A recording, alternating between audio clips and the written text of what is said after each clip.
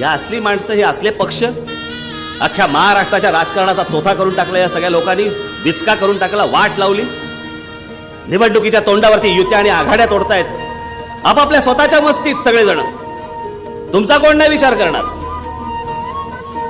काही नीतिमत्ता नावाची गोष्टच उरली नाही. कोण कुठच्या पक्षात गेला, कोण कुठच्या पक्षात, ह्या पक्षातून त्या पक्षात, त्या पक्षातून या पक्षात, काही नाही. काल रात्रीपर्यंत बरोबर होता. म्हटलं काय घेणार, चहा?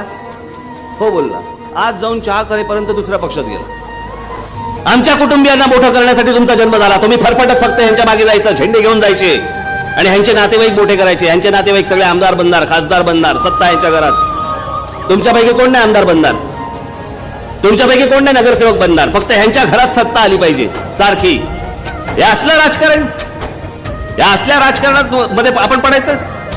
म्हणून मी पहिल्यापासून कोणाबरोबर आघाडी नाही, कोणाबरोबर युती नाही. जायचं असेल तर